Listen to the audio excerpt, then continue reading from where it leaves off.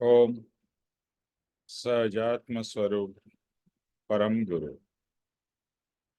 परम कृपाणु देव पूज्य पप्पा जी और सर्व ज्ञानियों का आशीर्वाद लेकर उनका योग बल प्राप्त करके हम आज का सत्संग आरंभ करते हैं। जो भी सुने उसे गहराई से समझे, आत्मसात करे और जो भी बोध है वो आत्मा में ऐसा ग्रहण हो कि जब भी जरूरत हो तो वो उपयोग में आए। वरना तो सीख तो बहुत ले लेते हैं, लेकिन जब इस समय आता है तो सब गायब हो जाता है। तो हे प्रभु, आपसे ये प्रार्थना है कि जो आपने ज्ञान दिया है वो ज्ञान समय आने पर उपयोग में आए। यानी कि जब भी राग, द्वेष, क्लेश, अलग अलग कर्मों के उदय हो तभी हम शांत रह सके, स्थिर रह सके, आनंद में रह सके। तो यही प्रार्थना से आज का सत्संग प्रारंभ करते हैं। अभी हम लोग क्षमापना कर रहे हैं। क्षमापना का पहला पद हम लोगों ने स्टार्ट किया है और उसी के ऊपर में जो ज्योतिष भाई ने ट्रांसलेशन किया था उसी का पप्पा जी के बुक का उसके हिंदी जो अनुवाद है उसको हम लोग पढ़ रहे हैं। तो अभी मैं वो शेयर करता हूँ और ज्योतिष भाई आपसे ही शुरू करेंगे।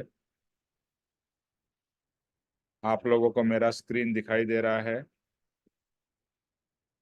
यस निमेश भाई, दिख रहा है। हम्म।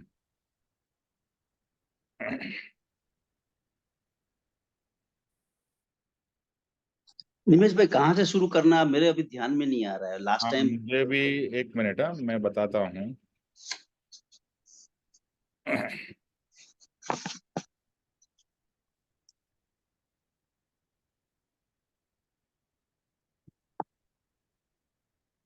ज्योतिष भाई यहाँ से शुरू करिए। अनादिकाल से हर पर वस्तु में, भले थोड़ा रिपीट भी हो तो भी चलेगा। ठीक है यार।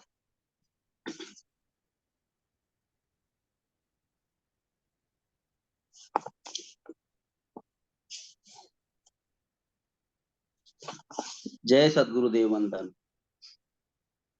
अनादिकाल से हर पर वस्तु में मिथ्या ममत्व करके आत्मा ने बंधन किया है, जिससे जन्म और मरण होता है।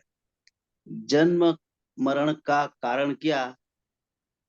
84 लाख योनियों के परिभ्रमण या चक्कर का कारण एक ही लगता है, पर वस्तु, पर पदार्थ प्रति ममत्व भाव।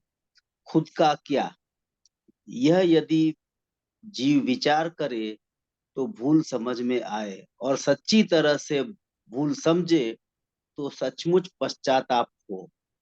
हम तो कोई बड़ी भूल करते ही नहीं, इसलिए मिच्छामि दुक्कड़म बोलने में आधी सेकंड भी नहीं लगती। कई बार तो ऐसा कहते हैं कि कई लोग जो अब भी मिच्छामि दुक्कड़म करने जाना है, बहुत जल्दी है। भूल की समझ नहीं, फिर जल्दी ही होगी ना। जहां मिच्छामि दुक्कड़म करते हैं वहां एक जन्म मरण इकट्ठा कर लेते हैं, कारण क्षमापना की। लेकिन जन्म मरण कैंसल करना है, वह तो बात ही नहीं की। हाथ जोड़कर मुंह से बोले मिच्छामि दुक्कड़म। आगे का यहाँ आया नहीं है, तो वो जो ब है ना, ब से वो थोड़ा सा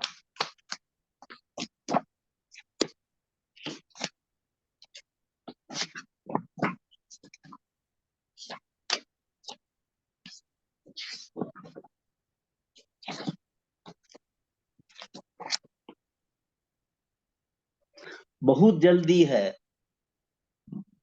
भूल की समझ नहीं, फिर जल्दी ही होगी ना। जहां मिच्छामि दुक्कड़म करते हैं वहां एक जन्म मरण इकट्ठा कर लेते हैं, कारण क्षमापना की, लेकिन जन्म मरण कैंसिल करना है यह तो बात ही नहीं की। हाथ जोड़कर मुंह से बोले मिच्छामि दुक्कडम। बहुत जल्दी है, अभी काफी घरों में जाना है। उसके बदले एक वर्ष में एक घर के लोगों की सच्ची क्षमापना हो जाए तो बाकी सबकी ऑटोमेटिक क्षमापना हो जाए। आत्मा ने क्षमापना करनी है। जैसे आईना साफ कर रखा हो तो सब साफ दिखेंगे, और गंदा रखा हो तो सब गंदे दिखेंगे। तो सबके पास जाने की जरूरत क्या है? भूल आत्मा ने की है, वह भूल आत्मा सुधारे तो जगत सुधर जाए। इतनी भाग दौड़ करने की भी जरूरत नहीं है। घर घर में देह से क्षमापना मांगी जाती है। देह से क्षमापना मांगनी मतलब जहां जहां देह है वहां जाना है ना। और सच में भूल समझ में आ जाए तब सच्चा पश्चाताप होता है। ये इतना है जो मतलब इसमें नहीं आया है, लेकिन मेरे पास में नोटबुक में लिखा हुआ है, उसमें से पढ़ करके मैंने आगे बोला है। तो अभी यहाँ जो है आत्मा, अनादिकाल से आत्मा हर पर वस्तु में मिथ्या ममत्व करके आत्मा ने बंधन किया है। मतलब यह मेरा, पर वस्तु में मिथ्या ममत्व मतलब यह मेरा है, यह मेरा है करके हर जगह ममत्व दिखाया है। और जहां जहां ममत्व दिखाया, जिस जिस पर वस्तु में ममत्व दिखाया, वो कर्म बंधन का कारण होता है। जिससे कि वो कर्म बंधन हुआ तो वो जन्म मरण चक्र चालू ही रहता है। ये यहाँ पर कहा है पापा जी ने। जन्म मरण का कारण क्या है? तो ये 84 लाख योनियों में परिभ्रमण करके चक्कर का कारण एक ही लगता है कि पर पदार्थ के प्रति ममत्व। और पर पदार्थ के प्रति ममत्व मतलब वही जन्म मरण का कारण, 84 लाख योनियों में घूमने का कारण, यह सब है। लेकिन कभी जीव ये विचार करे कि खुद का सही में क्या है। वो पर वस्तु मतलब पर वस्तु ही है, वो मेरी नहीं है। ये जब ये भूल जो है वो समझ में आ जाए, सच्ची तरह से भूल समझ में आए, तो सचमुच में पश्चाताप होता है कि वो पर वस्तु मेरी है ही नहीं। तो उसमें ममत्व करके ही मतलब वो ये सब बात समझ में आ जाए तो पश्चाताप होगा। तो यह समझ में आ जाएगा तो ये परिभ्रमण का चक्र बंद हो सकता है। लेकिन हम लोग क्या करते हैं कि मिच्छामि दुक्कडम बोलते हैं। ये जब आ, पर्यूषण आता है तब ये हम लोग बोलते हैं मिच्छामि दुक्कडम। वो बोलने में तो आधी सेकंड भी नहीं लगती है, लेकिन अब बोल देते हैं मिच्छामि दुक्कडम। और ये भी बोलते हैं कि अरे मुझे जल्दी जाना है। तो वो मतलब एक व्यक्ति से मिच्छामि दुक्कडम किया, फट से वहां से तुरंत निकल करके दूसरे के पास जाना है। तो यही बात में रहती है कि जल्दी जल्दी जल्दी जल्दी सबको मिच्छामि दुक्कडम करना है, यही भाव रहता है। लेकिन सच्चा भाव रहता ही नहीं है। ये मतलब ये फॉर्मेलिटी जैसा ही हो गया है। तो उससे सही में क्षमापण, मिच्छामि दुक्कडम मतलब सही में क्षमापना नहीं होती है। और जन्म मरण कैंसिल नहीं होने वाला है इससे। हाथ जोड़ करके मुंह से हम बोल देते हैं कि मिच्छामि दुक्कडम, और ये भी हम उसी समय बोल देते हैं कि अरे बहुत सारे घरों में जाना है हमको। तो ये सही क्षमापना होनी ही नहीं है। वो ऑटोमेटिक सबकी क्षमापना हो जाती है, ये ऑटोमेटिक कर लेते हैं हम लोग मुंह से। मतलब वो एक बार रिकॉर्ड जैसी बन गई है, तो वही वही बोल करके चले जाते हैं। लेकिन एक बार सही में यदि आईने के सामने देखें हम अपने आप को, तो सब दिखेगा कि भी क्या गंदगी है और क्या है। और ये शरीर ही मतलब ये जो पाया है वो जन्म मरण का कारण हुआ है। तो यही न रहे तो नहीं हो सकता है। तो यही भूल जो है वो यदि समझ में आए कि क्षमापना जो है वो मेरे आत्मा को, मैंने गंदा किया है तो मेरे आत्मा की क्षमापना करनी है। कि मैंने ये आत्मा को गंदा किया है, उसको मेरे को सुधार करके उसको क्लीन करना है। तो ये जब बात होगी तो जगत जो है वो अपने आप सुधर जाएगा। मतलब वो वहां पर जगत में जो पुद्गल हैं उसमें ममत्व भाव होगा ही नहीं। तो ये घर घर के जो क्षमापना करते हैं वो सही मतलब नहीं है। तो ये भूल समझ में आ जानी चाहिए कि भी मेरे आत्मा ने जो, मैंने मेरे आत्मा को गंदा किया है उसी को साफ करना है। तो मेरे आत्मा से ही क्षमापना करनी है। तो ये मैकेनिकल मिच्छामि दुक्कडम वगैरह ना हो, तभी काम होगा, तभी आत्मा कल्याण होगा। तो यही मैंने जो ब्रीफ में समझ में आया है वो मैंने कहा है। निमित भाई, ये जो आपने भेजा है ना, उसमें वो ब के बाद में जो छूट गया है, वो मतलब आपको ट्रांसफर में थोड़ा सा ऐसा हो हाँ, रहा है, तो ऐसा लग। आप मुझे फिर से भिजवा दीजिए, मैं इसमें ठीक है, ऐड कर दूंगा। हाँ ठीक है, मैं पूरा फिर से भिजवा दूंगा। जहां जहां पर वो छूटा है ध्यान में आएगा, मैं देख लेता हूँ और फिर से आपको वो आप क्या भिजवा। करो, उसको है ना, जैसे मैंने वर्ड डॉक्यूमेंट में बनाया है अभी, हाँ आपने हाँ कॉपी पेस्ट किया है, तो हाँ वर्ड हाँ, में ही कर दो। तो ठीक है। फिर उसका एक फाइल जैसा मैंने शेयर किया है, वही फाइल फिर मैं आगे शेयर कर दूंगा। ठीक है, ओके, ठीक है। Last okay. टाइम भी ऐसा हुआ था, एक जगह सो आधा रह गया था, तो वो देख लेता हूँ मैं हाँ, जहां जहां पूरा ऐसा। आप चेक कर लीजिए, वो जो मैंने फाइल ग्रुप पे शेयर की है वो जरा देख लीजिए, और ठीक है। उसमें कहाँ कहाँ पर छूट गया है वो आप ऐड कर दीजिए। ठीक है या ओके, ठीक। ओके, का वीडियो और माइक बंद कर दीजिए। सो अभी हमारा जो विवेचन चालू है वो क्षमापना, जो परम कृपाणु देव ने लगभग 15-16 साल की उम्र में लिखी है। और ये इतनी अद्भुत क्षमापना है कि बोलने से ही आत्मा को अच्छा लगता है, यानी कि उसके अंदर में जो भाव है वो अद्भुत भाव है। और आत्मा को पवित्र करने का जो मार्ग है वो क्षमापना है। क्षमापना, कृपाणु देव कहते हैं, मोक्ष का भव्य दरवाजा है, द्वार है। यानी मोक्ष में जाना है तो क्षमापना के द्वारा ही आप जा सकते हो। क्यों? क्योंकि अनादि काल से हम भूल करते आ रहे हैं। कौन सी भूल? तो दो भूलें हैं, जो ये दो चीज है ना, बहुत ही इम्पोर्टेंट है, सिंपल है, याद रखने में भी कोई तकलीफ नहीं होगी। एक है अहम भाव, दूसरा है ममत्व भाव।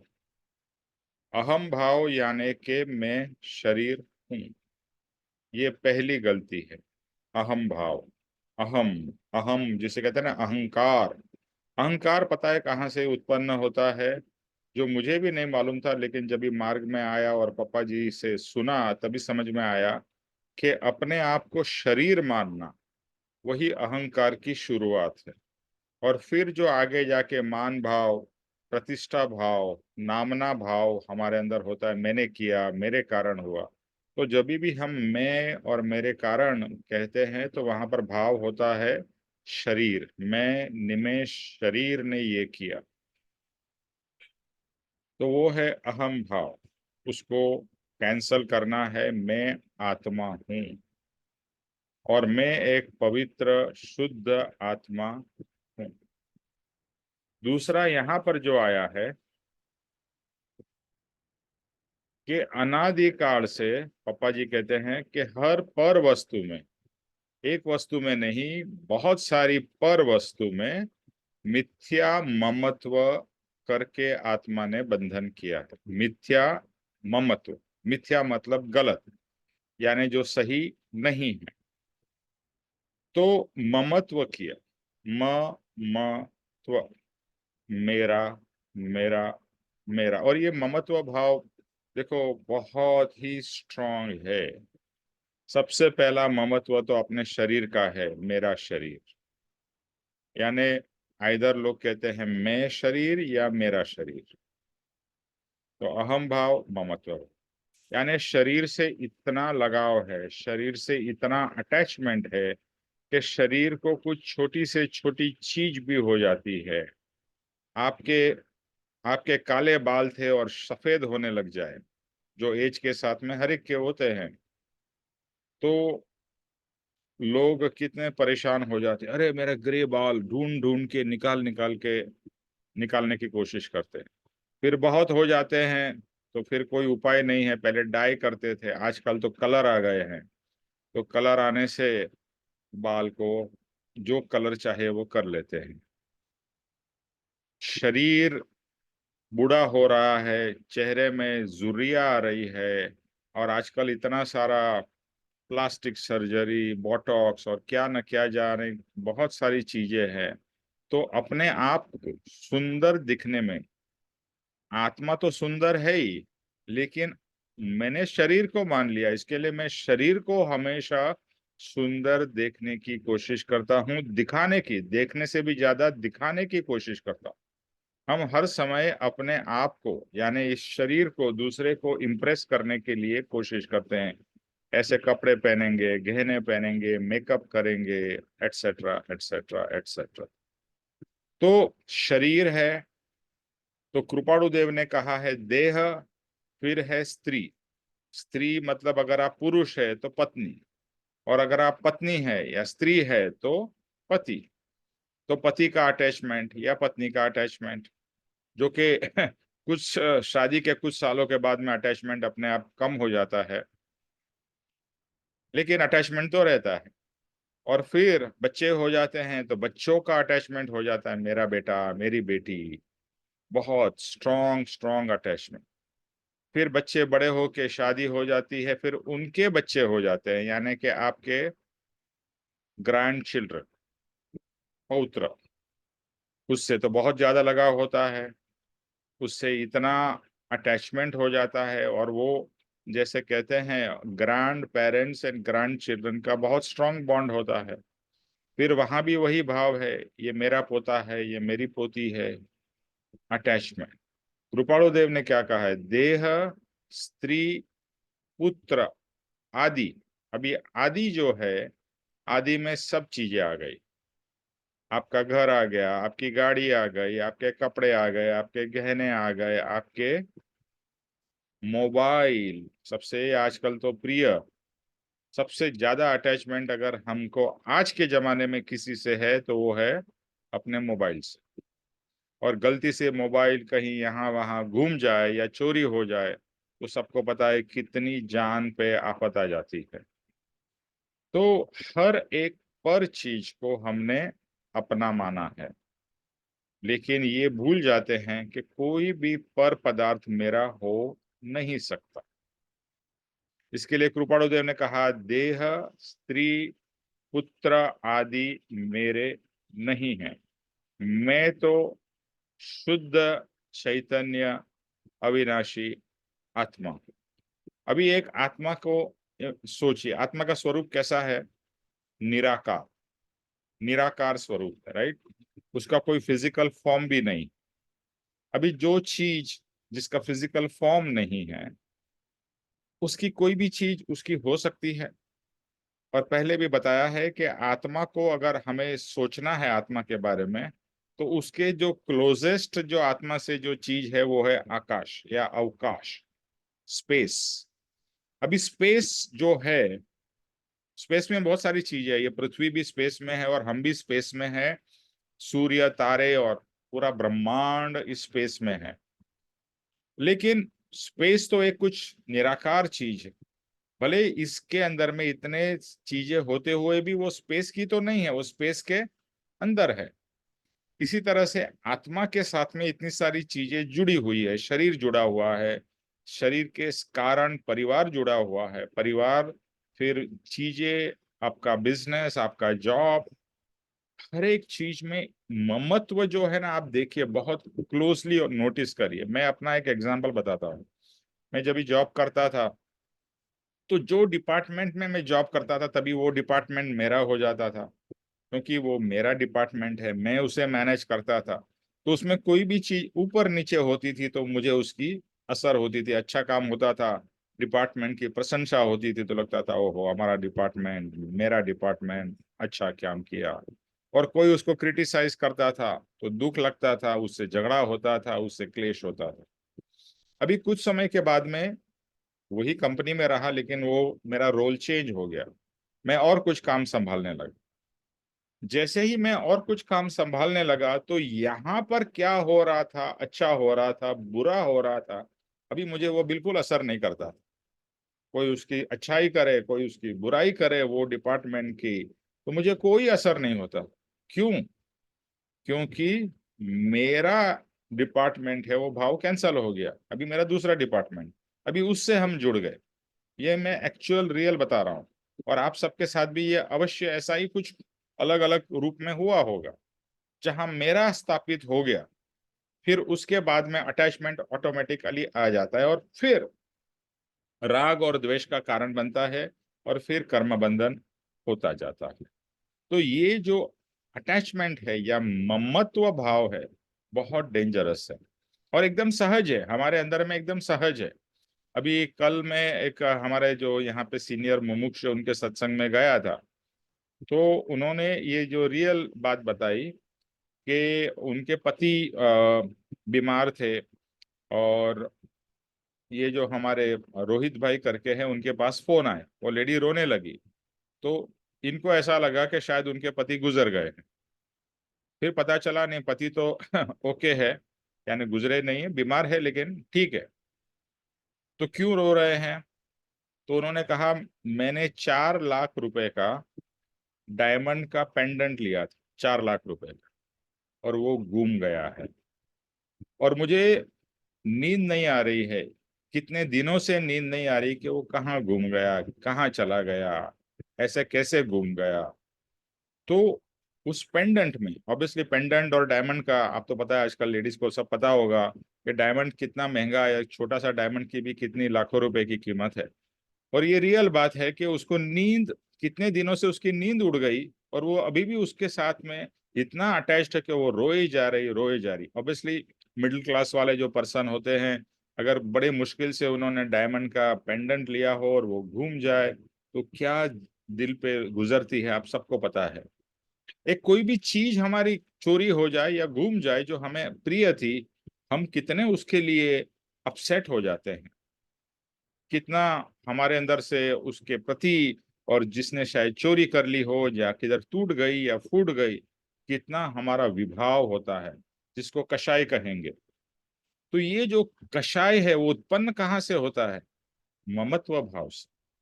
तो ये बहुत इंपॉर्टेंट और बहुत डेंजरस चीज है। 2 चीज याद रखनी है, अहम भाव, ममत्व भाव। अहम भाव यानी कि मैं और शरीर में, आई जिसे कहते हैं ना, आई। ममत्व भाव यानी कि मेरा, mine, I and mine, I me and mine. ये जो चीजें हैं और ये जो भाव है, यही सब कर्म बंधन के कारण है। उसके अंदर में बाकी सब कुछ आ जाता है। और ये जो चीजें हैं, जो चीजें की आपको कामना है वो नहीं मिलती है, उसके लिए आप कितना प्रयास करते हैं, कितना आर्त ध्यान करते हैं, कितना रौद्र ध्यान करते हैं, कितना तड़पते हैं। और आपको पास्ट में पता है लड़ाइयाँ भी हुई है। लड़ाइयाँ क्यों हुई है? मेरी प्रॉपर्टी, मेरा देश, मेरे लोग, इवन एक स्त्री के प्रति, एक स्त्री के कारण बड़ी बड़ी लड़ाइयाँ हुई। तो ये सब जो भी है किसके कारण है? ममत्व भाव के कारण। और पप्पा जी कहते हैं इसी के कारण जन्म मरण हमारा होता ही रहता है। तभी प्रश्न ये होगा कि क्या ममत्व भाव जा सकता है? क्या हम ममत्व भाव को कैंसल कर सकते हैं? Answer is yes. क्योंकि सभी ज्ञानी पुरुषों ने, सभी जो परमात्मा हो गए, उन्होंने ममत्व भाव ही तोड़ा है, उसी के ऊपर वर्क किया। देखो आप कितनी मंदिर में जाके पूजा करते हैं, कितने भजन गाते हैं, वो एक अच्छी चीज है। लेकिन जो रियल चीज है जिसके ऊपर वर्क करना है, ये सब हमारे अंदर में रहे हुए जो दोष है उसके ऊपर वर्क करना। और दोष कहो या गैर समझ, अभी तक समझ ही नहीं थी। अभी कृपाणु देव मिले, पप्पा जी मिले, तो समझ आ रही है कि ये चीजें मैं आज तक कितनी गलत कर रहा था और अभी भी कर रहा हूं। अभी तो समझ आ भी गई, लेकिन समझ अंदर नहीं गई। समझ यहाँ पर है, बुद्धि पे है, अंदर नहीं चली गई। अगर समझ अंदर चली जाए तो करोड़ों रुपए का चीज भी आपकी चली जाए तो आपको एक अंश भी विभाव ना हो। आपने कृपाणु देव की स्टोरी भी सुनी होगी कि उन्होंने बिजनेस में एक डील की और वो डील में जो अरब आया था, वो अरब ने उनको डायमंड बेचा और कुछ प्राइस पे बेचा। फिर उसने जाके, वो अरब ने, ये रियल बात हो रही है, जब भी कृपाणु देव थे वो हीरे मोती के जवेरात के व्यापार करते थे और बहुत बड़े बिजनेसमैन थे अपने जमाने में। पूज्य पप्पा जी कहते हैं कि उस समय 2 घोड़े की बग्गी में जाते थे, यानी तभी कार तो थी नहीं, तो बग्गी जो होती थी एक घोड़े की नहीं, 2 घोड़े की, मतलब इतना उनके पास में वैभव था, लेकिन अंदर से कोई अटैचमेंट नहीं था। और फिर जब भी वो जो अरब है जो कृपाणु देव के साथ सौदा करके चला गया, उसने डायमंड दे दिया, उसको पैसा मिल गया, वो अपने भाई को शेयर करता है कि मैंने इस प्राइस में ये डील कर ली, और भाई कहता है अरे तूने बहुत बड़ी गलती कर दी, इससे तो हमारा नुकसान होगा। तो फिर से वो अरब कृपाणु देव के पास आता है, और कृपाणु देव तो ज्ञानी है, वो समझ जाते हैं, बोलता है कुछ भी चिंता मत करो, ये लो आपके डायमंड वापिस, और जो भी हमने करार किया था, जो एग्रीमेंट था, उसको फाड़ के फेंक देते हैं। यानी एक वहां पर एक भाव भी नहीं कि अरे अभी तो ये डायमंड मेरे हो गए हैं, मैं तो करोड़ों रुपया या लाखों रुपया उस समय में मुझे नफा हो जाएगा, मैं क्यों दे दूं, अभी तो तुम्हारी गलती है, हमने तो डील की थी, ऐसा एक भाव भी वहां नहीं है। और ऐसे तो बहुत सारी चीजें हैं। और वो डायमंड का व्यापार करते थे, तो एक बार वो उनका बॉक्स था, उसमें डायमंड वगैरह थे, डायमंड जवेरात थे, और तभी बैलगाड़ी में जाते थे, तो उन्होंने डब्बा खोला और डब्बा खुला रह गया। तो जो उनके साथ थे वो बोल रहे थे अरे ये तो डायमंड खुला रह गया, बॉक्स खुला रहेगा, डायमंड गिर जाएंगे, क्योंकि बैलगाड़ी तो बैलेंस, उसमें झटके लगते हैं। तो उनको जरा भी ये चिंता नहीं थी कि डायमंड मेरे हैं, चोरी हो जाएंगे या फिर गिर जाएंगे, मेरा नुकसान हो जाएगा, कुछ नहीं। इसका मतलब ये नहीं था कि वो बेदरकार थे, उन्हें पता था कि जो मेरी चीज है मेरे पास रहेगी। और ये उनके हिसाब से जो डायमंड है, वो बिजनेस करते थे, डायमंड एक पत्थर है, उनके लिए डायमंड की कीमत एक पत्थर की जैसी थी। हाँ, बिजनेस पॉइंट ऑफ व्यू से करते थे, लेकिन वहां पर कोई भी राग भाव या अटैचमेंट भाव नहीं था। तो हमें भी, आप जॉब करते हो या बिजनेस करते हो या घर चलाते हो, हमें कितना हर एक चीज में अटैचमेंट हो जाता है। अभी घर आप एक तरीके से चला रहे हो, उसमें भी आपकी अटैचमेंट हो जाती है कि घर में इस चीज इसी तरह से होनी चाहिए, और कोई दूसरी तरह से नई बहू आए और वो कुछ और करे तो झगड़ा, क्लेश। हमारे घर में तो ऐसा ही होता है, हमारे घर में ऐसा ही करना पड़ता है। ये तो मतलब हर एक चीज में अहम भाव, ममत्व भाव, ये देखिए, आप नोटिस करिए कहीं भी ये दो भाव कोर में हमारे अंदर में है, और उसी के कारण हमारे अलग अलग विभाव उत्पन्न होते हैं, और इसको छोड़ना बहुत मुश्किल है, लेकिन नामुमकिन नहीं है। ज्ञानी ने हमें बोध दिया है, और निरंतर ये जो मंत्र है ना, कृपाणु देव ने जो दिया, देह, स्त्री, पुत्र आदि मेरे नहीं है, मैं शुद्ध चैतन्य आत्मा हूं। बस ये मंत्र के रूप में चलना चाहिए। बाकी आप श्री कृष्ण शरणम मम ये दूसरे मंत्र बोले या न बोले, वो बोले तो बहुत अच्छी बात है, लेकिन ये मंत्र अवश्य करिए, बिकॉज ये ही ममत्व भाव को तोड़ेगा। और भगवत गीता में भी कृष्ण भगवान ने यही बोध दिया है, अनासक्त भाव। अनासक्त भाव मतलब क्या? आसक्ति नहीं, कोई भी चीज की आसक्ति नहीं, कोई भी चीज के प्रति ये मेरा है। अर्जुन को क्या हुआ? मोह कहाँ से उत्पन्न हुआ? ये मेरे दादा है, ये मेरे गुरु है, मेरा, वहां मेरा आ गया, ममत्व आ गया। उसको दूसरे सैनिकों के बारे में जरा भी चिंता नहीं थी, क्योंकि युद्ध होगा तो उनके भी मृत्यु हो सकती है, बट उसे चिंता किसकी थी? मेरे गुरु, मेरे पितामह, मैं उनसे कैसे लड़ाई कर सकता हूँ। वहां मोह जागृत हुआ, वहां ममत्व भाव हुआ, और कृष्ण ने वही मोह और ममत्व भाव को कैंसल कराया, और अपना जो कर्तव्य था अर्जुन का वो उसको सिखाया या बताया, और फिर आगे युद्ध हुआ। तो यहाँ पर पापा जी कहते हैं, बिकॉज मैं इसके ऊपर इसका इतना स्ट्रेस कर रहा हूँ, क्योंकि ये सबसे इम्पोर्टेंट है। अहम भाव, ममत्व भाव, पापा जी ने एक बार मुझे बताया था, अहम भाव ममत्व भाव को कैंसल करना है, और ये बार बार खड़ा हो जाएगा कैंसर। ये मेरा नहीं है, ये मेरा नहीं है, ये मेरा नहीं। याद रखिए, आत्मा को, आत्मा का पास में आत्मा के सिवा और कुछ भी उसका नहीं है। ओके। और ये 3 वचन पहले भी हमने बताए हैं, मैं फिर से बार बार ये वचन रिपीट करूंगा, क्योंकि ये आत्मसात हो जाने चाहिए। पहला वचन है, मैं आत्मा हूं, शरीर नहीं। दूसरा, मेरा कुछ भी नहीं है आत्मा के सिवाय। ये याद रखिए, मेरा कुछ भी नहीं है।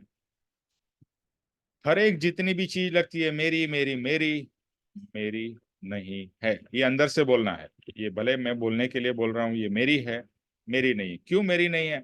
एक दिन जब ये आप जाने वाले हो, उसमें से एक छोटी से छोटी पिन भी आपके साथ में नहीं आएगी। न शरीर आएगा, न परिवार आएगा, न पैसे आएंगे, न घर आएगा, न जवेरात आएगा, न आपकी गाड़ी आएगी, न नौकर चाकर, कोई भी नहीं आएगा। आप अकेले आए थे, अकेले जाओगे। और फिर वो भी पता है, न कुछ लेके आए थे, न कुछ लेके जाने वाले।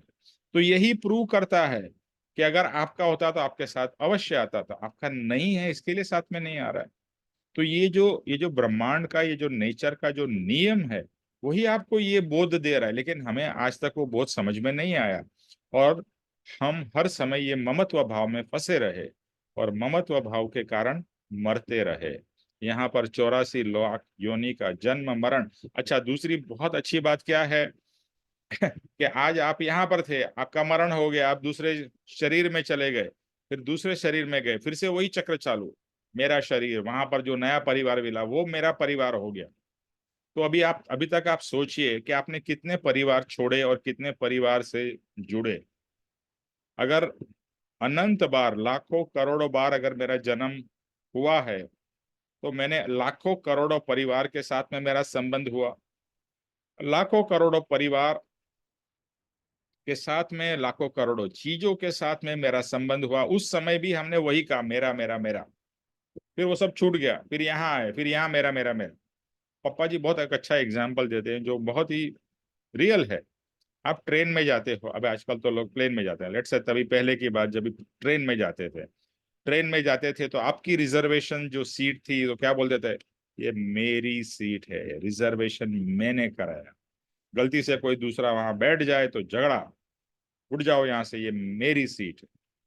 अच्छा, वो सीट जितनी आपकी जर्नी है, मान लो आप बम्बई से दिल्ली आ रहे हैं या दिल्ली से बॉम्बे आ रहे हैं, राजधानी में या जो भी ट्रेन में आ रहे हैं, तो जो 16 घंटा, 20 घंटा, 24 घंटा जो भी टाइम लग रहा है, उतने समय तक वो सीट किसकी हो जाएगी? आपकी। और जैसे ही दिल्ली यहाँ से बॉम्बे से पहुंच गए, वहां पर आप उस सीट को छोड़ के चले जाओगे। फिर उसके बाद में वो सीट पे कोई बैठे न बैठे, वो सीट का क्या हो, आपको कोई फर्क नहीं पड़ता। लेकिन जितने समय आप उधर थे, वो सीट उस आपकी थी, और वहां पर किसी और का हक नहीं था। तो ये ममत्व भाव हमारा कैसा है कि जहां जाते हैं वहां ममत्व भाव कर लेते हैं।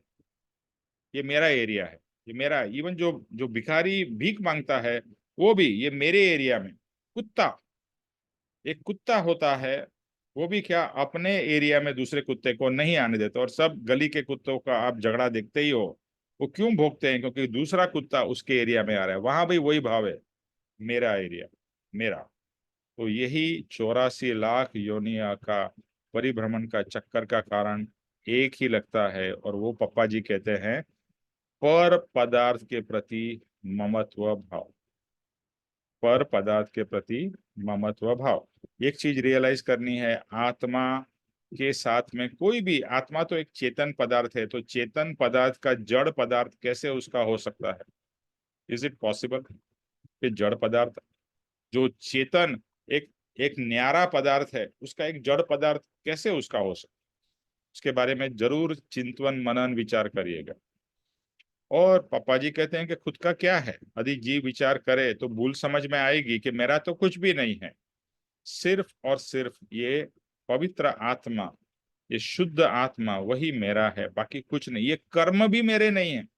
जब भी हम समापना बोलते हैं ना, तो एंड में क्या बोलते हैं?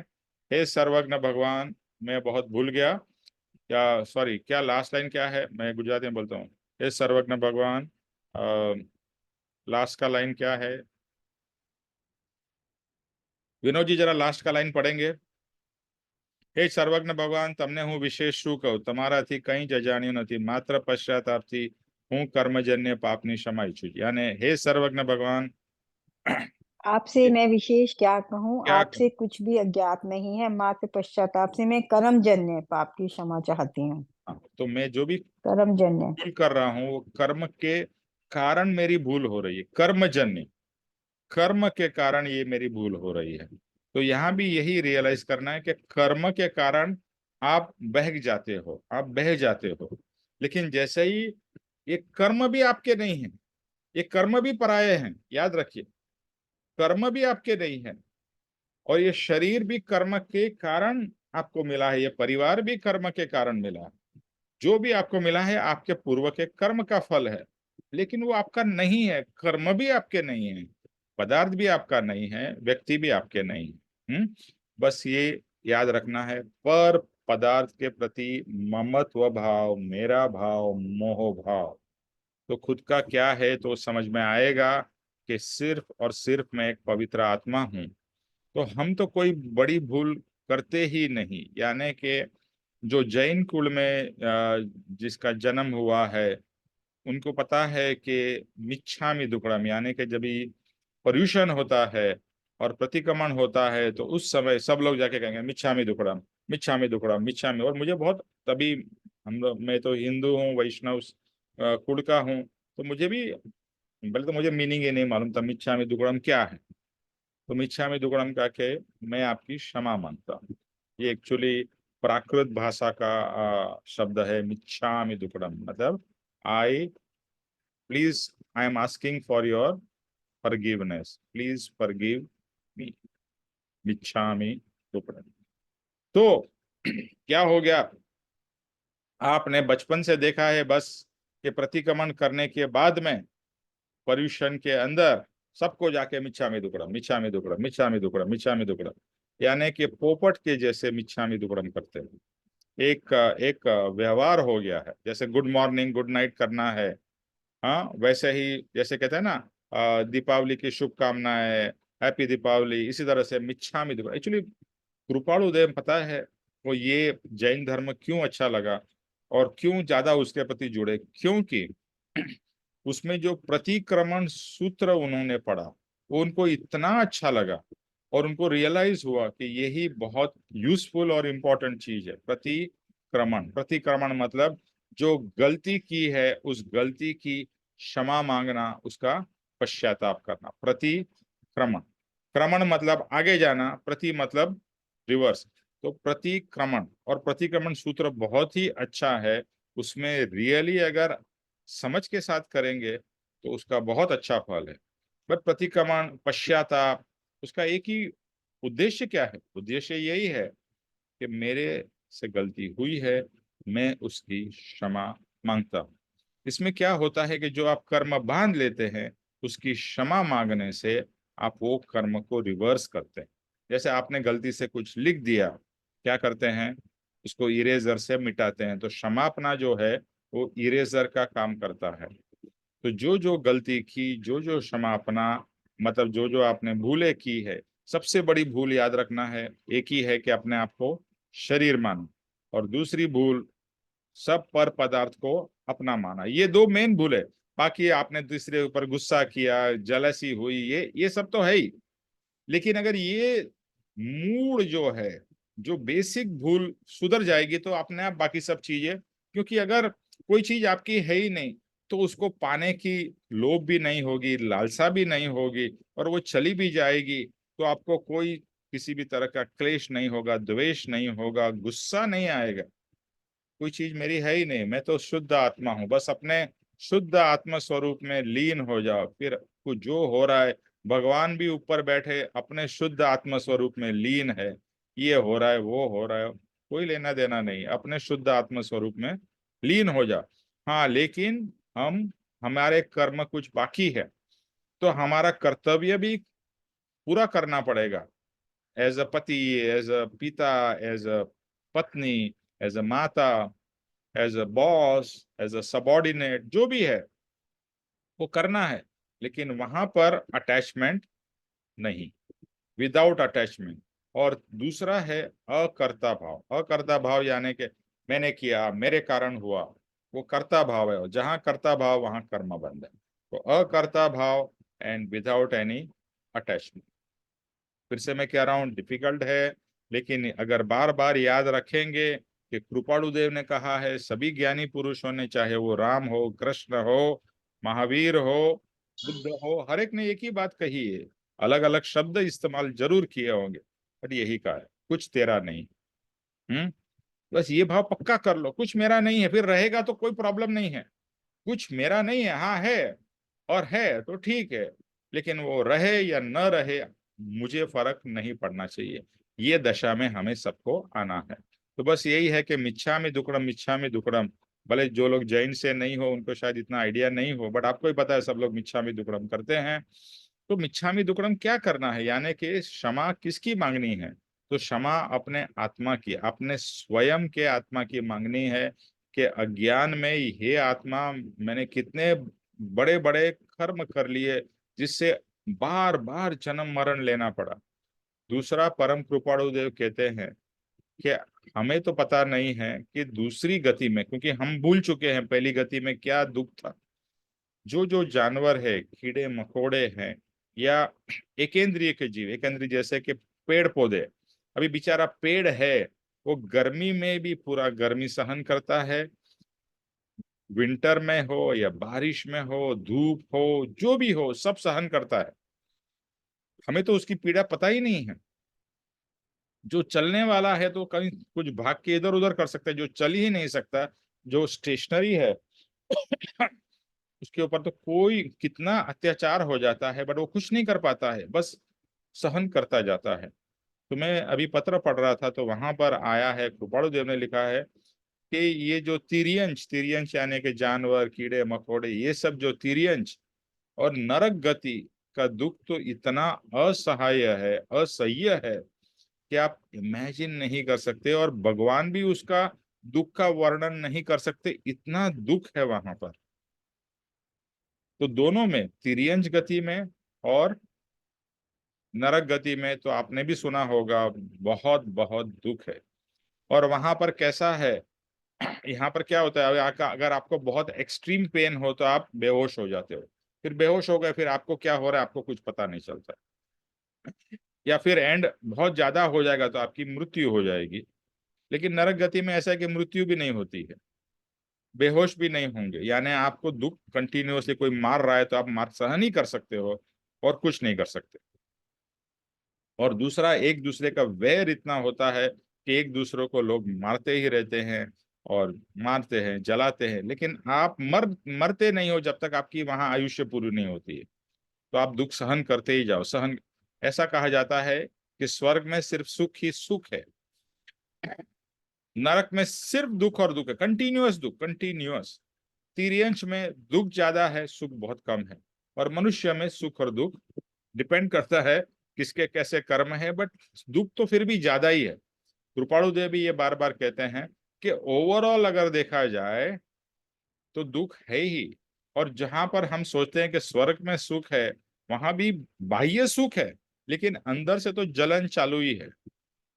वहां पर जेलसी बहुत है, अरे उसके पास में इतना ज्यादा है, मेरे पास में देखो, आपको पता होगा जो पैसे वाला है वो भी दुखी है, उसके पास में है बहुत लेकिन दूसरे से कम है, उसका दुख है। और पैसा बहुत है तो रात को नींद नहीं आएगी, पैसे का कैसे बचाव करो, पैसा चोरी ना हो जाए, पैसा कहाँ इन्वेस्ट करूँ, ये करूँ वो करूँ। तो पैसा होते हुए भी दुखी, और पैसा नहीं है वो तो दुखी है ही। तो बस यही है कि ये समझ लेना है कि जो अहम भाव, ममत्व भाव, यही परिभ्रमण के, कर्म बंधन के और जन्म मरण के कारण है। और उसी से हमें निवृत्त होना है, और क्षमापना ऐसे दिल से हो कि हे सब में सब भूल गया, किसी कारण मैंने अहमत्व ममत्व किया है, उसकी मैं क्षमापना मांगता हूँ। तो ये थोड़ा लंबा हो गया, बट आई थिंक बहुत इंपॉर्टेंट है। ओके उर्मिल, नेक्स्ट पैराग्राफ लो।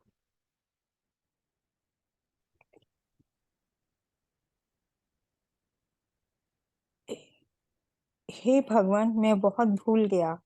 क्या भूल गया, उस पर विवेचन चल रहा है। ऐसी जीव अनादि काल से खुद को भी भूल गया है और खुद का नहीं उसे अपना माना। वह छूटने से या आपका वीडियो बंद है। छेड़ने से विलाप करके रोता है। ऐसी भयंकर भूल से जीव परिभ्रमण करता है और दुख पाता है। थोड़ा गहराई से विचार करें तो यह कोई क्रिया की भूल नहीं, प्रथम अभिप्राय की भूल है। अपना अभिप्राय मिथ्या अर्थात झूठा है, यह मान्यता की भूल है। अपनी मान्यता विपरीत है। इस भूल को सुधारने के लिए प्रथम अपनी मान्यता अर्थात अभिप्राय बदलना होगा। जो स्वरूप समझे बिना पाम्यो दुख अनंत, यह स्वरूप की समझ की भूल है। मुझे मेरा सच्चा स्वरूप क्या है वह समझा नहीं है। मैं आत्मा हूँ, वह विस्मृत हो गया है और उसके परिणाम स्वरूप यह संसार खड़ा किया है। मैं कौन हूँ, कहाँ से आया हूँ, क्या है मेरा सच्चा स्वरूप। उर्मिला आपका वीडियो, हाँ। हे भगवान, मैं बहुत भूल गया, क्या भूल गया। ये वही उसी चीज पे ही विवेचन है निमेश भाई कि मैं भूल गया। सबसे पहले तो मैं यही भूल गया जो कि मैं आत्मा हूँ। हम अपने शरीर पे देह पे ही फोकस करते रहे और जो मैं देह से भी आत्मा हूँ। सबसे बड़ी बात है कि हम यही भूल गए हैं कि हम आत्मा हैं। और ये हम आज नहीं, अनादिकाल से हम यही भूल करे जा रहे हैं, शरीर को ही माने जा रहे हैं। इसीलिए जन्म मरण के परिभ्रमण में घूमते चले जा रहे हैं अनादिकाल से, क्योंकि हमने इस शरीर को ही सब कुछ माना है और आत्मा को नहीं समझा, उसे ही अपना माना है। और जब जैसे किसी की भी देह छूट जाती है तो हम उस पे विलाप करते हैं, क्योंकि हमने इतना ज्यादा हम भौतिक उसमें और भव बंधन में और ममत्व में और मेरा या मेरे रिश्तेदार मेरे वो जैसे परम कृपाल जी ने कहा भी है ना कि ये देह स्त्री पुरुष परिवार मेरा कुछ भी नहीं है। मैं उन्होंने ये बहुत उससे कहा है कि मैं देह से भिन्न आत्मा हूँ। तो हम इसीलिए विलाप करते हैं क्योंकि हमने उनको अपना माना है और हम सोचते हैं कि अब हमारी जिंदगी कैसे चलेगी, वो इंसान नहीं रहा। इतनी हम डिपेंडेंसी रखते हैं अपनी लाइफ में, तो उसकी वजह से हम विलाप करते हैं। और इसी भूल के कारण फिर हम फिर जन्म मरण में, क्योंकि हमारी जो अ, मन चित्त सब कुछ इतना ज्यादा मोह में फंस जाता है कि हम अपनी लास्ट ब्रेथ तक भी उसी मोह में फंसे रहते हैं और उसी मोह के कारण हमें उसी तरह का फिर अगले कर्मों के हिसाब से जन्म मिलता है। और फिर वही जैसे अभी आपने भी कहा कि कितने ही परिवार हमने छोड़े, कितने परिवारों से हम बंधे, इसका हमें कोई ज्ञान नहीं है। 84 लाख योनियां और इवन कौन कौन सी गति लेके हम आए हैं उसका भी हमें कुछ ज्ञान नहीं है और हम दुख पाते ही रहते हैं। और और बहुत डीपली अगर हम सोचें, बहुत ही डीपली सोचें तो यह क्रिया की भूल नहीं है, प्रथम अभिप्राय की भूल है। जहां तक है मुझे निमेश भाई इसका यही है कि ये जो हम क्रियाएं करते हैं ये उसकी नहीं, क्योंकि हमारी जो सोच है उसकी भूल है कि हम अपनी जो इसका मेन अभिप्राय है कि मैं आत्मा हूँ उसको नहीं समझ पा रहे हैं और अपनी क्रियाएं उसी तरह से करते जा रहे हैं। अगर हम ये समझ लेंगे कि मैं आत्मा हूँ, उस तरह से अपनी क्रियाएं करेंगे तो हम क्रियाएं तो करेंगे संसार में रह के, पर डिटैच होके करेंगे। मतलब हमने जो ड्यूटीज करनी है वो करनी है, लेकिन उनको अपना मानकर नहीं करेंगे तो हम दुख नहीं पाएंगे। और ये सब हमें पता है कि ये जो संसार है ये इल्यूजन है, झूठा है, हमारे साथ कुछ भी नहीं जाएगा। और अपनी उन्हीं पुरानी मान्यताओं में हम फंसे हुए हैं कि भाई जैसे पहले हम जो पूजा करते थे वो एक क्रिया के तरह से करते थे कि भाई हमारे परिवार में चलती है, गुरुओं के हिसाब से गुरुकुल की तरह से, या कुल में हमारे ही होता है तो हमें वो करनी है क्रियाएं। और अपनी जो मान्यताएं हैं उनको हम नहीं बदलते, लेकिन जब से हम इस मार्ग में आए हैं तो हमें ये कि हमें अपनी उन मान्यताओं को बदलना है। मान्यताएं तभी बदलेंगी जब हम ये कहेंगे कि ये जो रिश्तेदार, हमारा परिवार, जो सबसे निकट परिवार होते हैं, पति पत्नी बच्चे ग्रैंड चिल्ड्रन, उनको हमें अपना मानना है, लेकिन डिटैच होके उनके प्रति हमें अपनी ड्यूटीज करनी है। और अपनी इस को भूल को सुधारना होगा कि भाई हम ये मेरे अपने हैं, मेरे अपने। भगवान ने हमें इसमें जन्म दिया है, इस परिवार के साथ हमारे रिश्ते जो ऋणानुबंध है, मतलब यहाँ ऋणानुबंध को काटना है हमें अपने। जो कि अगर सहज रूप से उन कर्मों को काट लेंगे तो हमारे वो आगे नहीं बंधेंगे, अदरवाइज हम अपने कर्मों को और बांधते ही रहते हैं। और जो जिह स्वरूप समझा बिना पाम्यो दुख अनंत, वह स्वरूप की समझ है कि जह स्वरूप समझे कि हमने अपने स्वरूप को समझा ही नहीं, इसीलिए हम अनंत दुख पा रहे हैं। क्योंकि हम इस स्वरूप को नहीं समझ पा रहे कि भाई हम आत्मा है, इस शरीर से भिन्न है। ये दो चीजें, शरीर भी जड़ है, हमारे कर्म भी जड़ है। और हम उन वो पद में फंस जाते हैं और स्व को भूल जाते हैं।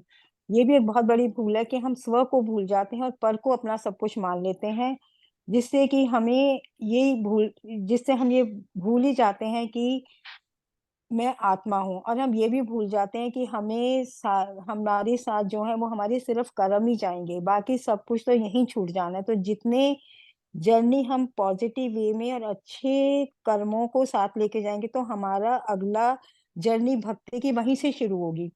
और उसके इसी उसमें हमने दुखों के उससे हमने इतना बड़ा संसार, प्रॉपर्टीज और हर चीज को और चाहिए। अगर गाड़ी है तो और बड़ी चाहिए, छोटा घर है तो और बड़ा घर चाहिए, बच्चे नहीं हो रहे तो बच्चे चाहिए, शादी नहीं हो रही तो क्यों नहीं हो रही है। मतलब इतनी हम चिंताओं में और परिवार में डूब डूब जाते हैं कि हर और ये नहीं हमें पता है कि एक इच्छा के बाद दूसरी इच्छा जन्म लेती है, और दूसरी के बाद तीसरी लेती है, और इतना विशाल बना लेती है। प्रैक्टिकल लाइफ में हमने करा है।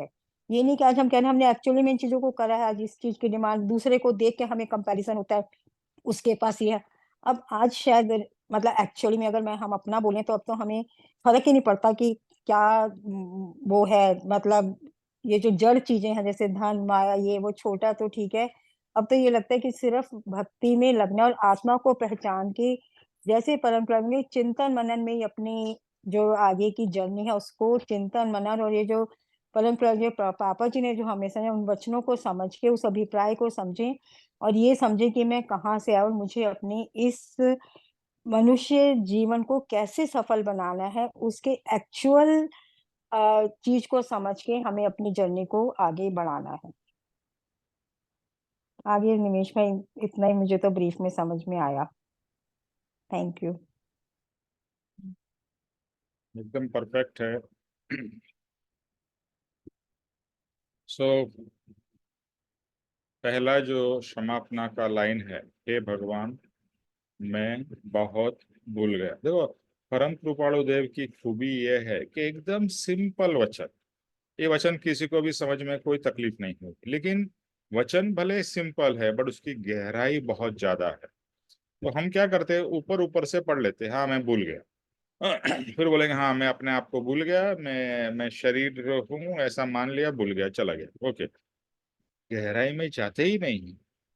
एक एक वचन के ऊपर, अभी देखो पापा जी ने ये विवेचन किया, सिर्फ एक वचन चालू है बट कितना डेप्थ में जा रहे हैं। क्या भूल गया, उस पर विवेचन चालू है। मैं भूल गया, क्या भूल गया? तो अनादिकाल से खुद को भूल गया।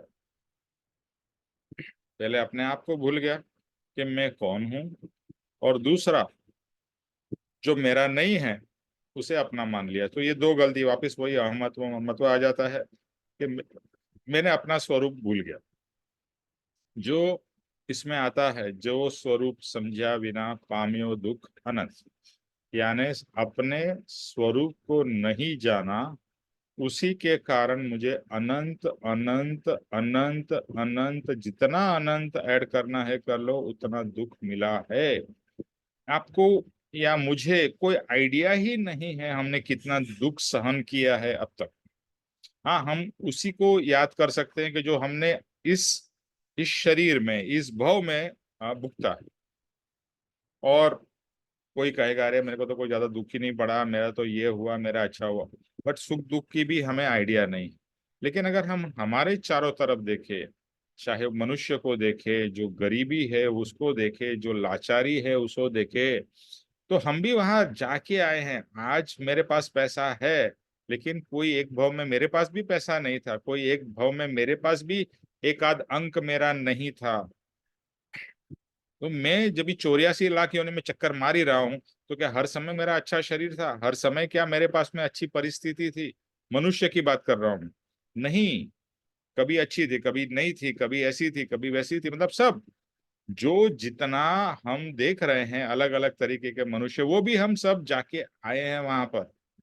तो यानी हम भी वो सब परिस्थिति में रहे हैं। तो इससे एक तो आपको दूसरे के प्रति करुणा आएगी, बेचारा कितना दुखी है। अभी मनुष्य की बात कर रहा हूं मैं, दूसरे की तो बात ही नहीं कर रहा हूं। और फिर अगर हम दूसरे, जैसे बताया, जड़ चीजों, सॉरी,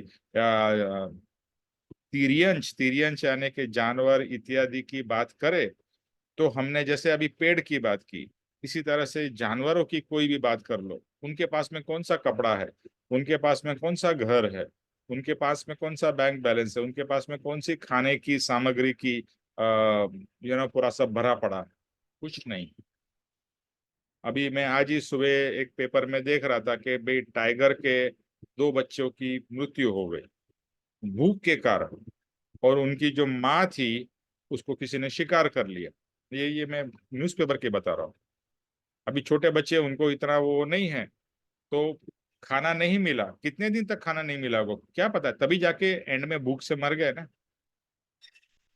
तो ऐसे तो हमारे कितने, ये तो शेर के बच्चे की बात कर रहे हो, जो बाकी जो है, जो उसका जिसका शिकार होता है वो भी कितनी बार मरता है, और हर समय भय में जीता है, कोई मेरा शिकार न कर ले, कोई मेरा शिकार न कर ले।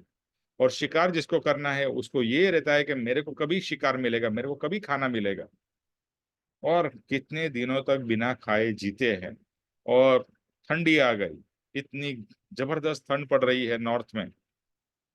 आप अपने बारे में सोच रहे हो अरे बहुत ठंड है, बहुत ठंड है। आप जस्ट इमेजिन करो, बाकी जो भी क्रीचर्स है, जो भी जानवर है, जो दूसरे कीड़े मकोड़े है, क्या उनको ठंड नहीं लग रही होगी? शरीर है तो ठंड तो लगेगी ना। और कितने तो मर जाएंगे, मर गए। यूएसए में जब भी मैं रहता था, वहां तो एक्सट्रीम ठंडी, यानी 6 महीने तक जहां हम रहते थे below 0 degrees, below 0 degree. But हम तो प्रोटेक्टेड थे, हमारे घर में हीटिंग सिस्टम था, हीटिंग सिस्टम था एकदम कंफर्टेबल। बाहर भले माइनस में टेम्परेचर हो, मैं तो घर में शॉर्ट्स में घूमता था। मैं यार नेचुरल अपने नॉर्मल कपड़ों में, कुछ नहीं है, क्योंकि जैसा टेम्परेचर नॉर्मल 23-25 डिग्रीज का हम सेट कर देते थे। और घर का पूरा हीटिंग सिस्टम था, वेंटिलेशन सिस्टम, उससे पूरा वैसा रहता था। लेकिन जो बाहर थे सब, ऐसा कहा जाता है कि सब छोटे छोटे ऑर्गेनिज्म सब मर जाते थे, सब मर जाते थे, मरेंगे ही ना, बिलो 0 डिग्रीज कैसे जिएंगे, कैसे जिंदा रह सकते हैं? तो ठंड में खाने के बिना, कपड़े के बिना, इसके बिना। तो यहाँ पर अगर हम थोड़ा गहराई से विचार करेंगे तो जो कृपाणु देव कहना चाह रहे हैं ना, कि पाम्यो दुख अनंत, अनंत दुख पाया है। और अगर तू अभी भी नहीं समझेगा तो और दुख पाता ही रहेगा। और अभी हमें ये भी समझ में आ रहा है कि इस मनुष्य भाव में भी मेरे को भी सुख और दुख दोनों है, यानी बाह्य की बात कर रहा हूँ। लेकिन अगर मैं मनुष्य भाव में भी मैं समझ जाता हूँ तो मेरा दुख कम हो जाता है। दुख की परिस्थिति कम नहीं हुई है, लेकिन समझ कम हो गई। तो यहाँ पप्पा जी बहुत इंपॉर्टेंट बात क्या बताते हैं कि क्रिया की कोई भूल की बात ही नहीं हो रही है, यहाँ अभिप्राय की। अभिप्राय यानी हमारी मान्यता। देखो, हमारा सुख और दुख का कारण सबसे बड़ा है हमारी मान्यता है, हमारे अभिप्राय। ये ऐसा है, ऐसा होना चाहिए, अगर ऐसा हुआ तो मैं सुखी। मैं एक एग्जांपल बताता हूँ। जो पढ़ने लिखने में बहुत होशियार है, तो उसका मानना है कि मेरे 90% से ऊपर आने ही चाहिए, तो मेरा बरोबर है। लेकिन अगर वो ब्रिलियंट स्टूडेंट, उसका 90 से कम 80% आ गया, बहुत दुखी होगा। क्यों? क्योंकि मान्यता क्या थी, 90 से ऊपर आना ही चाहिए, मैं तो नंबर 1 स्टूडेंट हूँ। अभी सेम दूसरे की बात सोच लो, जो बेचारा बड़ा मुश्किल से पास हो रहा है, और उसको अगर 50% आ जाए वो तो नाचने लगता है। अभी इसको 50 आया, उसको 80 आके भी दुखी है, और इसको 50 आके भी ये बहुत खुश है। तो एज ए एग्जाम्पल आप सोचोगे तो 80 वालों को खुश होना ही चाहिए।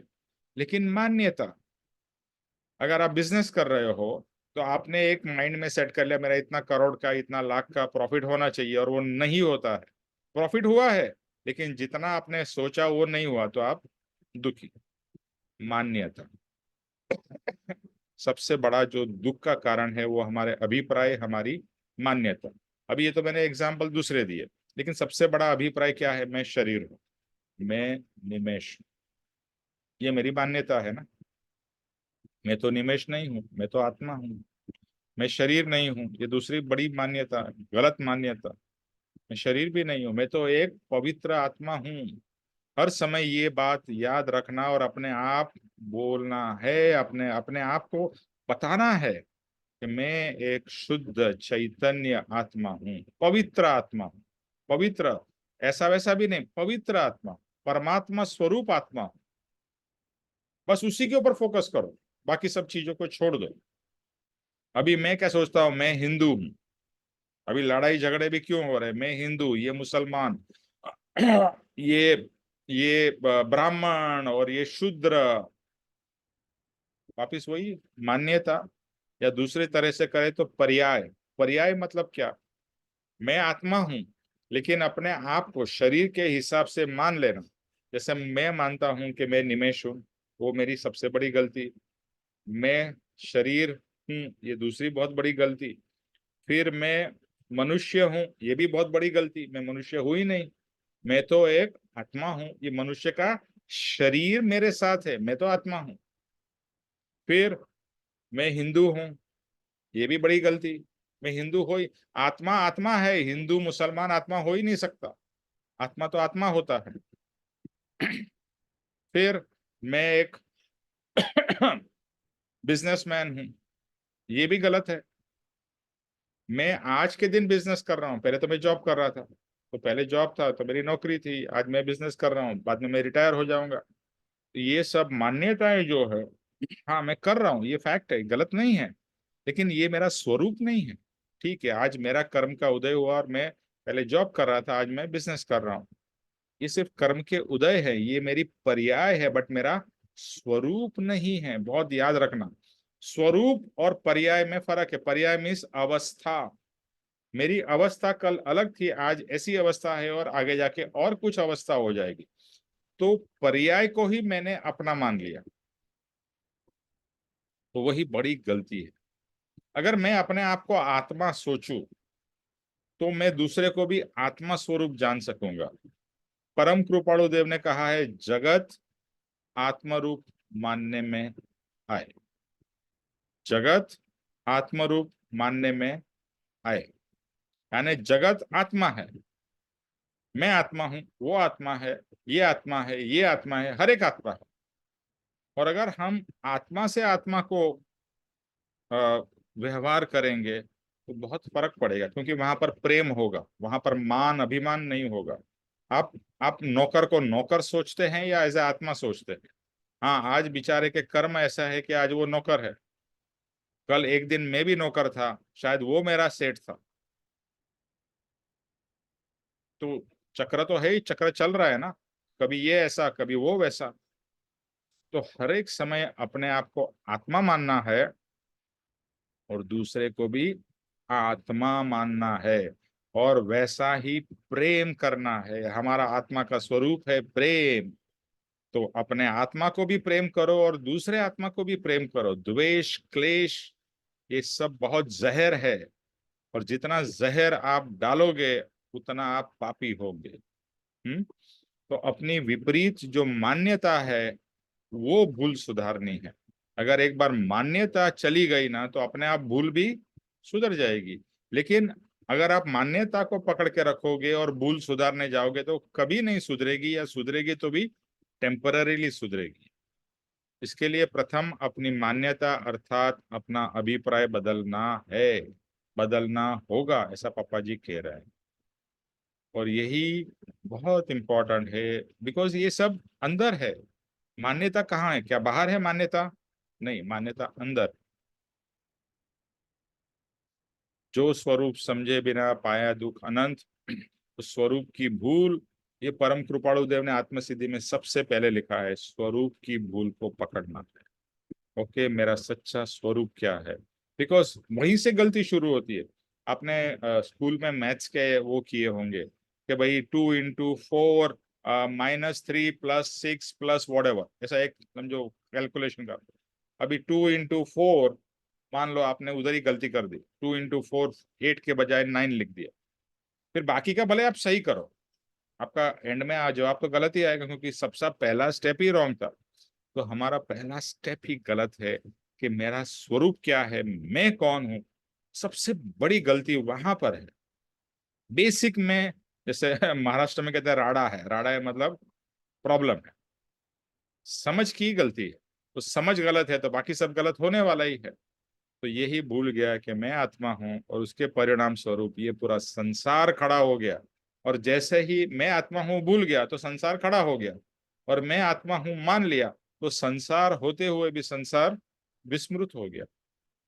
इसके लिए परम कृपाणु देव ने बहुपुण्य केरा में लिखा है, मैं कौन हूं, मैं कहाँ से आया हूं, क्या मेरा सच्चा स्वरूप है, उसके ऊपर विचार करना है। हम क्या करते हैं, बहुपुण्य केरा का पद गा लिया, मैं कौन हूं, मैं कहाँ से आया हूं, मैं मेरा सच्चा स्वरूप है, बस बोल के भूल गए। नहीं, कृपाणु देव ने यहाँ पर प्रश्न लिखा है, तो हमें विचार करना है, मैं कौन हूँ, मैं कहाँ से आया, इसके पहले मैं कहाँ था, इसके बाद कहाँ जाऊंगा, मेरा क्या होने वाला है। ये चिंतवन मनन, भले इमेजिनेशन हो बट चिंतवन मनन में अंदर जाना। तो अभी मैं एक ही चीज कहूंगा, जो एक अभी बात की, पत्रांक 301, पत्रांक 301 है, बहुत ही इंपॉर्टेंट पत्र है। ऐसे तो कृपाणु देव के हर पत्र इंपॉर्टेंट है, बट कुछ कुछ पत्र विशेष है जो हमारे लिए बहुत यूजफुल है। और वो पत्र की 4-5 लाइनें हैं। वो पत्र मैं बोलता हूँ, जिसके पास में वचनामृत हो वो खोल के 301 पत्र खोल सकते ये हैं। तेरा बनाया हुआ सूप? तूने हेलो, बनाया ये? हेलो।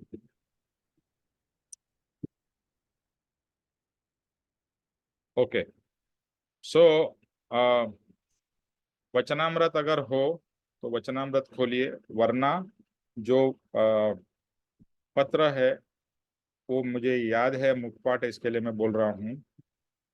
ये उन्होंने सौभाग्य भाई को लिखा है, स्मरणीय मूर्ति श्री सौभाग्य, यानी जो उनके शिष्य है उनको बहुत ही प्रेम से स्मरण करने जैसे व्यक्ति श्री सौभाग्य भाई। पहला वचन है इसमें, जगत आत्मरूप मानने में आए, जगत आत्मरूप मानने में आए। फर्स्ट, इसके ऊपर विचार करना। मैं जैसे बताया, सबसे पहले हमें अपने आप को आत्मा मानना है और दूसरे जीवों को भी आत्मा मानना है। तो जगत आत्मरूप मानने में आए। दूसरा वचन है, जो हो उसे योग्य मानने में आए, जो हो उसे योग्य मानने में आए। यानी कि जो भी हो रहा है, भले आपने कितने भी कोशिश की, लेकिन परिणाम जो आया उसको एक्सेप्ट करना। मान लो आपने कोई चीज के लिए बहुत मेहनत की, जैसे बच्चे ने एग्जाम के लिए बहुत प्रयास किया, लेकिन उसने सोचा था 90 के ऊपर आएंगे, लेकिन 90 से नीचे आए। तो जो भी आया उसे एक्सेप्ट कर लेना है, और हैप्पीली एक्सेप्ट करना है, दुखी हो के नहीं, अरे अभी मैं क्या करूं, अभी तो जो हुआ मैं इसको एक्सेप्ट कर लेता हूँ, मे बी इसमें भी कुछ अच्छा है। तो जो भी हुआ अच्छा हुआ। भगवान कृष्ण भी यही कहते हैं, वही बात कृपाणु देव कह रहे हैं कि जो भी हुआ उसे योग्य मानने में। सेकंड वचन। तीसरा, पर के दोष देखने में न। ये हमारी दूसरी या दूसरी का पता नहीं कितनी भूल हो गई आज कवर, कि हम हर समय दूसरे व्यक्ति के दोष देखते रहते, इजंट इट, कि ऐसा है वो वैसा है, इसने ऐसा किया उसने ऐसा किया, यानी हम पर के ही दोष देखते रहते हैं। ये तीसरा वचन है कि पर के दोष देखने में न आए। फोर्थ, अपने गुणों का उत्कृष्टपना सहन करने में। ये थोड़ा बहुत डिफिकल्ट समझने जैसा है कि मेरे जो गुण है, मुझे तो मेरे गुण बहुत अच्छे लगते हैं ना, हर किसी को अपने गुण बहुत अच्छे लगते हैं, और उसकी हम बड़ाई चढ़ाई करके प्रशंसा करते हैं, डायरेक्टली या इनडायरेक्टली। मैं तो ऐसा हूँ, मैं तो वैसा, भले न बोले, लेकिन हमारे वर्तन में या हमारे ऐसे वचनों में इनडायरेक्टली हम ये दिखाना चाहते हैं कि हम कितने अच्छे हैं और हम कितने गुणी हैं। और अगर मान लो गुणी है भी, तो भी उसका दिखावा नहीं करना। गुणी है तो दूसरे को गुण दिखाई देंगे, आपको आपकी प्रशंसा करना या उसको बढ़ा चढ़ा के करने की कोई भी जरूरत नहीं है, और उसको सहन करना है। लेकिन क्योंकि क्या होता है ना, गुण जब भी हमारे में प्रकट होते तो हम दिखाना चाहते हैं, हम लोगों को बताना चाहते हैं हम कितने महान है, हम कितने शक्तिशाली है, हम कितने इंटेलिजेंट है, हम कितने ब्यूटीफुल है, व्हाटएवर जो हमारे अंदर है हम उसको शो करना चाहते हैं। ये तो आपने सुना होगा, तू जानता नहीं है मैं कौन हूँ, है ना? दिल्ली में तो ऐसा काफी होता है ना, तू जानता नहीं है, तू पहचानता नहीं है, मैं कौन हूँ, मतलब दिखावा, मैं कौन हूँ, मेरा क्या कनेक्शन है।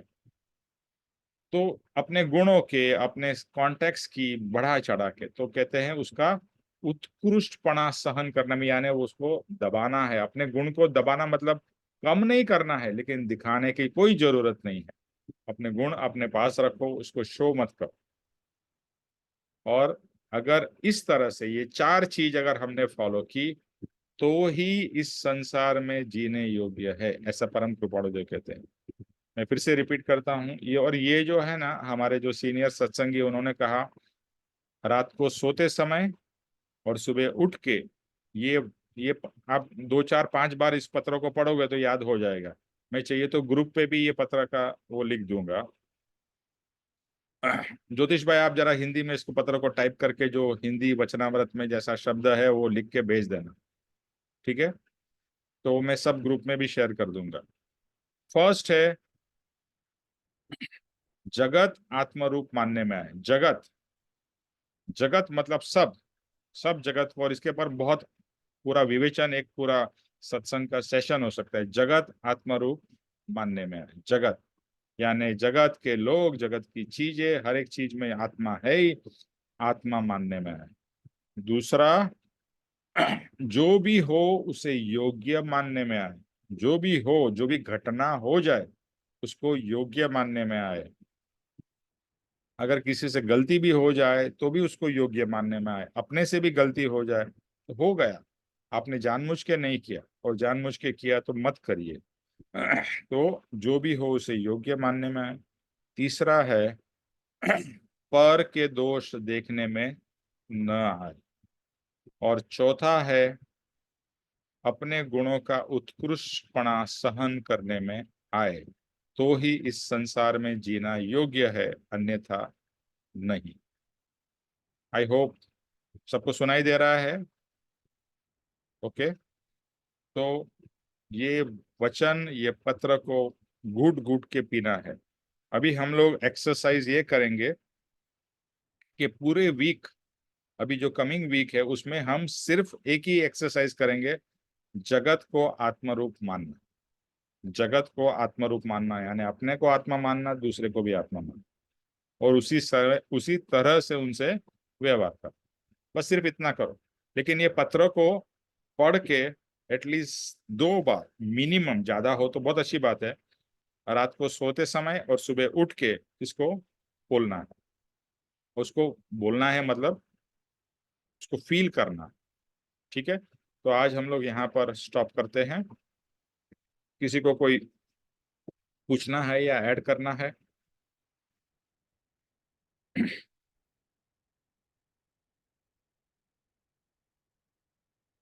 ओके, सरोज आप जय स्वरूप करोगे? निवेश भाई मेरे पास बुक नहीं है, मैं रास्ता में हूँ। अच्छा, रामदास? मैं कर लेता हूँ सर। ओके, सर, ठीक है, हाँ आप करिए। ये स्वरूप समझा बिना पाम्यो दुख अनंत, समझाव्यो ते पद नमो श्री सदगुरु भगवंत। नमस्कार। परम पुरुष प्रभु सदगुरु परम ज्ञान सुखदान, जेने आप्यो भान नहीं तेने सदा प्रणाम। नमस्कार। देह छता जेनी दशा वर्ते देहाती, ते ज्ञानी ना चरण मा ओ वंदन अग्नि। नमस्कार। हे परम कृपालु देव, जन्म जरा मरण आदि सब दुखों का अत्यंत अक्षय करने वाला वितराग पुरुष का मूल मार्ग आप श्रीमान ने अनंत कृपा करके मुझे दिया। उस अनंत उपकार का प्रत्युपकार करने में सर्वथा समर्थ हूँ। फिर आप श्रीमान कुछ भी लेने में सर्वथा निष्प्रय है, जिससे मैं मन वचन काया की एकाग्रता से आपके चरणारविंद में नमस्कार करता हूँ। आपकी परम भक्ति और वितराग पुरुष के मूल धर्म की उपासना मेरे हृदय में बहु पर्यंत अखंड जागृत रहे, इतना मांगता हूँ, वह सफल हो। ओम शांति शांति शांति। त्रिलोक के नाथ की जय हो। जय हो। परम कृपाणु देव की जय जय हो। जय हो हो जय जय हो हो जय जय हो हो सदगुरु देव की जय हो जय हो जय हो। हो जय जय हो हो। आज के आत्मा के आनंद की जय हो विजय जय जय हो हो विजय हो जय हो हो विजय हो।